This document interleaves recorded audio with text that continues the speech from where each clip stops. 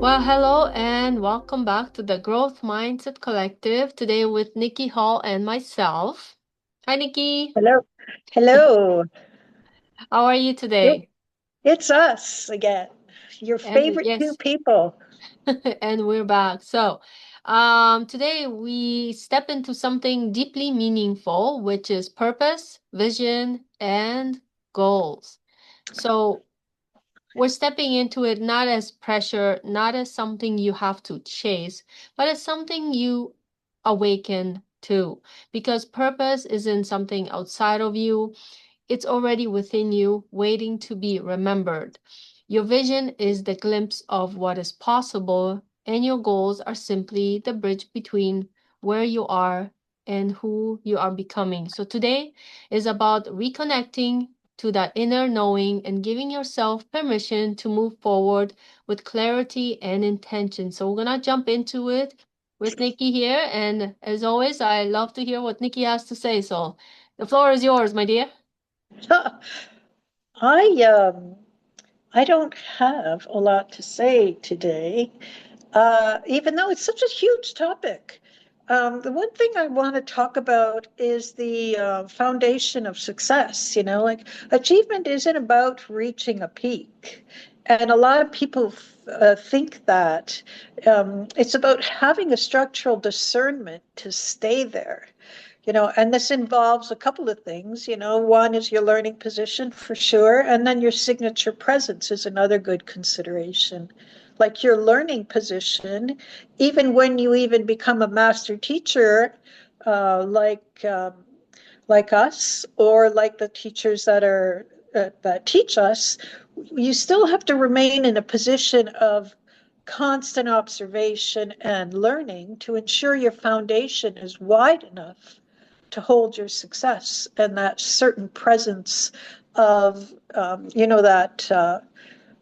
that phase that is a foundation of success, um, like that never changes. You just learn to become a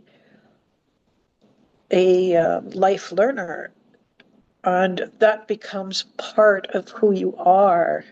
It becomes almost like bread in the bone, even though it wasn't. it you're not a person that is born with this. Your being in this area is flexible, so you can flex it into like a signature presence. Your value is tied to your discipline, to your centered presence. You move the world toward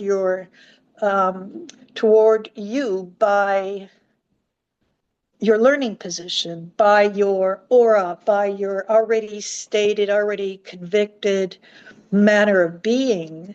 And this is all your foundation for success. It's not just an entity that you work on or that you get to and feel it's completed. This moves toward you even when you're quiet and still, rather than through outside factors or frantic behavior or big energies or whatever it is. Right? Definitely. And you're absolutely right. Like life is a learning. Because as soon as you get to, I mean, yeah, of course, we finish high school, like, yeah, I'm done. But you're done high school, but then, you as a human being, you're gonna continue to evolve, right? So whether you take up university, college, or whatever, you're gonna keep going through life until you go. So there's always the next step, And sometimes we think, oh, I'm done. We're never done. Like, even when you try to give up, there's always going to be something you're going to either have to face, learn, or deal with. So at some point, you're going to keep going and keep going, right? Absolutely. Absolutely. Like even when you're learning, you feel like the last stage of your focus, of your um, becoming successful, your purpose, your power. You think that because you're in that stage, which is recognized as a final stage of growth and acquiring, that you're finished. But when you achieve that, you're just at another place of integration for you to re-identify yourself. Like you're just leveling up. You just don't get there and you say, I'm done, Yeah, and you know? most of the time you feel so good, you just want to keep going. Like it's just that itself is like, you know what? I'm gonna do more. I'm gonna go higher and higher to achieve that, whatever you need to achieve, mastery and so on. Right, Nikki? Exactly. Yeah, Exactly. Yes. I just, there we go. There's a strategic fluidity, right? You navigate remaining old methods of being when you're looking at your purpose and your drive and your fluidity and everything, and you look at the old manners of being, you know your parents having a certain mindset on money, acceptance, achievement, your teachers, your last job. There's a lot of places where you have to negotiate and navigate getting back out of there to serve your purpose and your meaning and your flow. And this is a primary tool that we think is a tool that has a time and a place and then ends, but it never does. It's it falls under your being with strategic fluidity. exactly. Well said. um, when you thanks when you reach a certain level of mastery, I think that um, you've collected, a whole heart's worth of fulfillment and pleasure and drive, and that's when we have to be most careful because when we get there with our purpose, we we don't realize that it's just another level. And if we walk into that room, we'll see it's an empty room that needs more acquiring, more knowledge, more growth. Like when we get there, like if we just take we get there in our purpose and we get to the next room and we're looking for, feeling settled in achievement. But if we open the door, it's a whole new level of living. I know I said that a little bit in the beginning, but all your heart's work is not complete because we've achieved there. Like there is no limit to the flow that you can achieve um, when you've removed internal barriers to receive it. So, like this topic has no barriers, has no end to it. Exactly. Yeah, so much can be said here. And when you were talking about that, it actually like my mind kind of took me through that. Okay, you get to a certain point, but and then you're like, oh, I reached that. But then it shifts you maybe into a different feeling, different idea, something else will come up. So you like, you feel that fullness, like you said, within. But then I think when you're so full, it's like naturally takes you to something even greater. Nothing, some things your mind hasn't maybe not even thought about because it's beyond you, right? It's Yes, kind of comes from way outside what you can ever think of, right? absolutely. Like purpose, visions, and goals is not a place where you can like get in your car and drive to a destiny. It's like the roadway. Um, I teach when we're growing and when we're learning that we're attached to our higher self and our higher power, and like there never is an end. Like the goals could be achieved, but there's always more on the other end. Like the vision just blows open once you reach a goal. And Definitely. you one other thing that you have to be careful of when you do this is the more you achieve, the more you get in purpose, vision, and goals, the more easier in a way life is, you're getting in that uh, drive of ease and flow. You're getting into the life of achievement of creation. And what happens then is you have to be able to make the change because life starts coming at you easier, and it comes to you more so with less asking, because even when you're quiet, life is coming to you. So you have to adjust for a level of ease and flow when you start achieving, and um, when you start seeing purpose, vision, and goals. And there's a big adjustment there. I'm going to tell you, when I was making these leaps and bounds at first, this was a couple decades ago, and there was a level of manifestation that was really big. I, as an adult, or I, as a fearful person, perhaps, felt this energy coming and felt this fast movement, and I hid, or I claimed a posture of adulting, of being an adult. And I said, whoa, whoa, let's see what's going on here. And I played the adult, and I kind of put the brakes on the manifestation so that I could pretend to be responsible in achieving and in acquiring and accepting all this, like one at a time, one at a time. And I did that more than once. I did that once, and then I got back to work, and I thought, why did I miss this?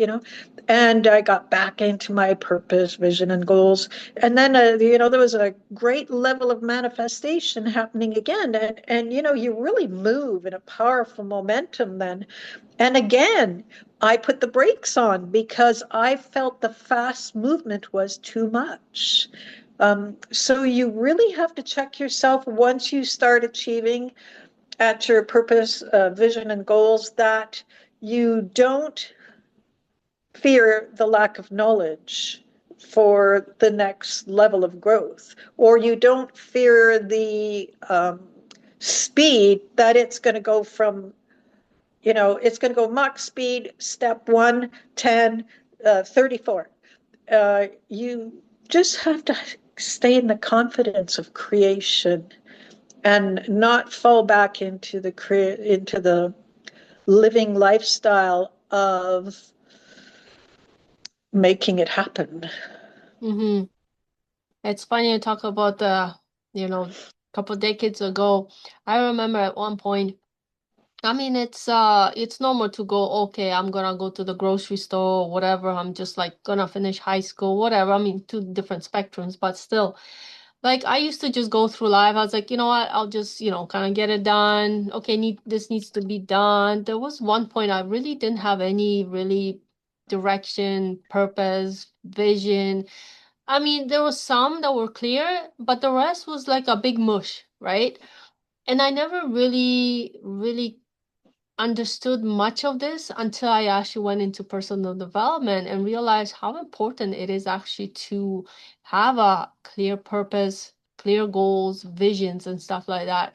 I thought it was like, oh, I'll just make whatever and I'll fly by the seat of my pants. Well, it doesn't always work like that, you know? Sometimes we do have to really sit down and figure out our values because for the most part we up until a certain point we usually live by somebody else's values, right?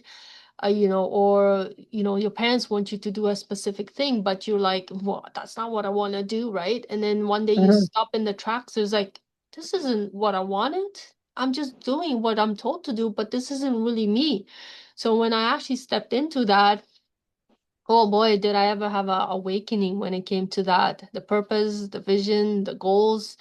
It really made me look life in a, I would say, brand new window. So I think like it's Yes. really important to understand because so many of us live on autopilot. Like we do, honestly. Like when I talk to people, it's just like, oh yeah, yeah, yeah, like autopilot. I'm like, have you actually stopped and thought about that?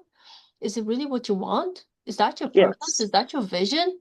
Then you ask them, like I've been asked, well, what is your purpose? I don't know. What's your vision? I don't know. You know?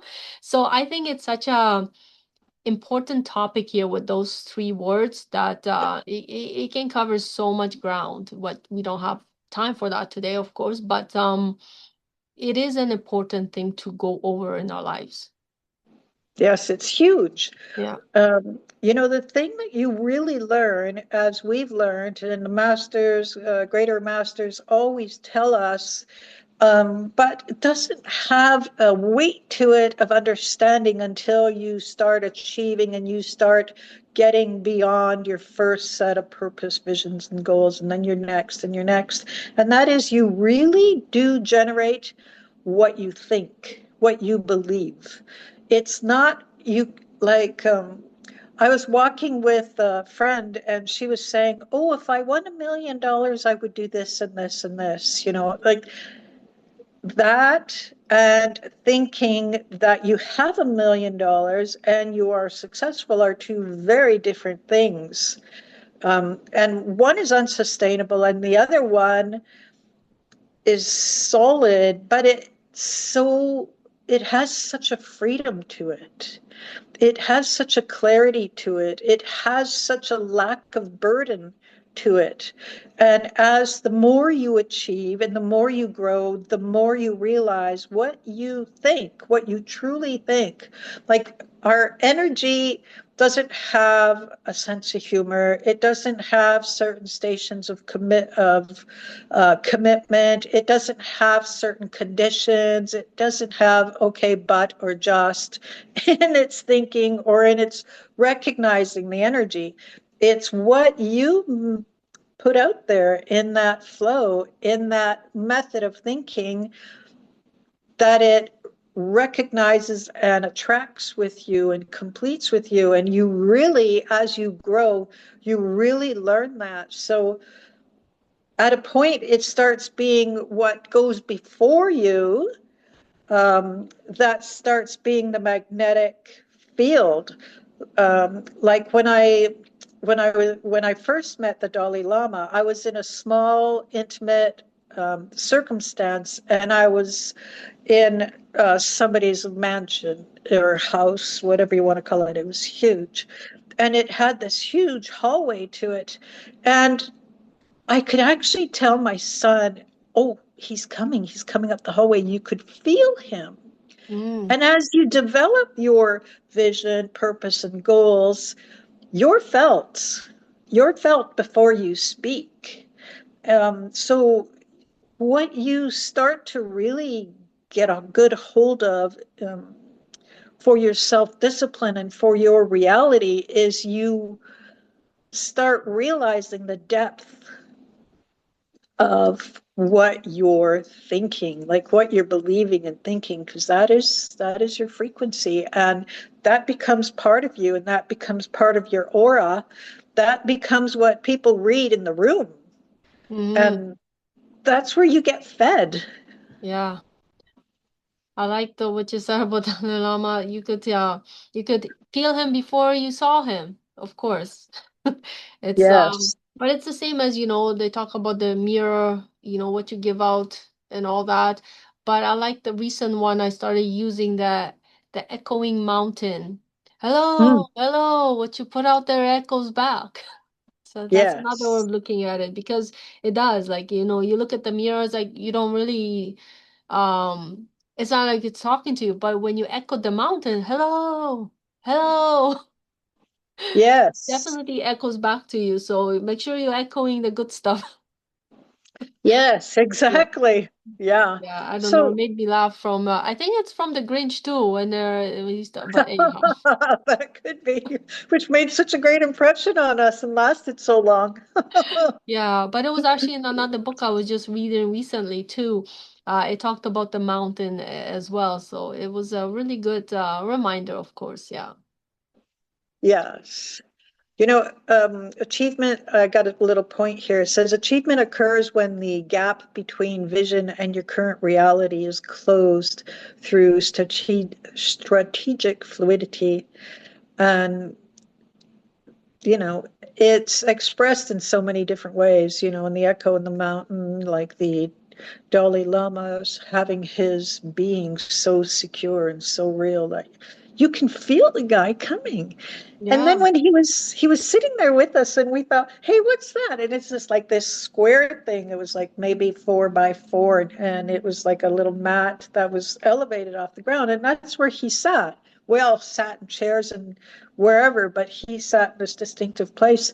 Then I leaned over to Tyler and said, oh, he's getting tired. He's going to leave soon. And he did. He said, oh, I'm tired. I'm going to have to excuse myself. Like you can feel somebody. Mm-hmm. Yeah. I mean, with us, you can't feel us as distinctively as that, but that is another human being, and that is a crazy, excellent example Yeah. I of. find that actually a little bit on that. I find that it also depends on I find in my experience in the people. Sometimes people really protect themselves and shelter the energy, whereas others really they're open up so much. Like there's times I can feel and know exactly what that person is gonna say before, and there's other people it's like, okay, I should be able to read them, but I can't. It's because they, and then sure enough, somewhere in the conversation, is like, oh yeah, I protect and guard my energy. I'm like, oh, okay, that's why I can crack the, the shell. But it's true, of course, those leaders, they have even more energy power because they work with that. That's why they're masters, in what they are. So, but it's nice when we recognize that and see that, and that's the thing. One thing we should lean more is our own power too, because it's within us, but we don't sometimes sit with it long enough or listen to our intuition. They're there for a reason, all these things, but sometimes we just push it down. Not now, maybe later. And Mhm. I feel like it's really important, like even Proctor used to talk about our, higher faculties. We don't use Yes. them as often or as much as we should sometimes. I know I didn't for a long time. Well, yeah, as you develop all different characters, those are set at different priorities. Like you were a person that wasn't a big priority or that wasn't a big part of your distinction. So you could put it at the back. Some Mm, people have to put it right out in the front. yeah, We have to practice what you teach so well, self-awareness. yeah, yeah. We definitely should be taking care more of what's inside of us a lot more. Um, we keep chasing the world out there, but a lot of it, everything stems from what's from inside. Yeah, of course, there's tools out there to be used, but we got to use them wisely and help ourselves grow and expand. And therefore, our visions become clearer, our purpose is clear as well, and so our goals. We have a clear directions. I mean, not everything in life is gonna be laid out for us. Of course, there's lessons in these things, but when we get to know ourselves better, things like you said, things become easier over time, right? So, Mhm. Yeah. And when it comes to our purpose, vision, and goals, the one thing that we have to really be careful of, and we should probably do this in our next podcast, is talk about when we're moving from learning to create from our center out instead of the world and bringing it in. And a lot of times it is parallel, it parallels creation and competition. And as we're disciplining ourselves in the circle of creation, we still bring in little bits and drabs or little tentacles of competition, and we don't know those are elements of competition. We don't realize that that is a that is a fragment or a section of how we lived a competitive life, not a creative life. exactly. So, do you have a favorite quote or anything from Dalai Lama we can close off with? If not, Oh, I don't. oh, Yeah, well, I can tell you a funny next time. story, but Okay, you tell us a funny story and we'll finish on that and that'll be a wrap. um, you're not supposed to touch the Dalai Lama. Oh, Yeah, you cannot touch the Dalai Lama, and they make it very clear. But I have this distinction and I have this frequency and this vibration, and it's here. And he picked up on it. And when we Mm. were talking, I could see him moving into the energy more and more. I think he was like, sometimes we kind of steal energy or we bask in an energy. And he was moving into it. And my son moved behind him, going, Mom, no, no. And yeah, and his bodyguard or his guard or whatever it is was standing there looking like, what are you going to do? What's going on here? And he was talking to me, and I pulled him in and I gave him a hug. Oh, no way. Yeah. Oh, Yeah, wow. and the interesting thing about his about him is he's so competent at languages and things. He uses a different vocal cord to speak English. So all I could hear was it sounded like a cartoon. Oh my goodness, that's hilarious. Yeah, yeah. So he was very sensitive to energy and frequency, and he knew it. And whatever that was, I don't know it as well as he does, but he was moving in on it. And I thought, okay, buddy, you move any closer, you're coming in. Yeah, he knew you're safe and harmless. Yes, that he did for Yeah, sure. exactly. Otherwise, you'll probably run the other way. It's like, guards. Yeah, crazy, crazy right here.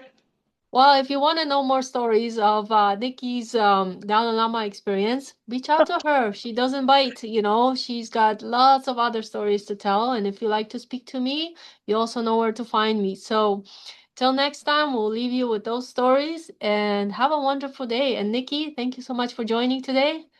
See you next time. Bye for now. Bye bye.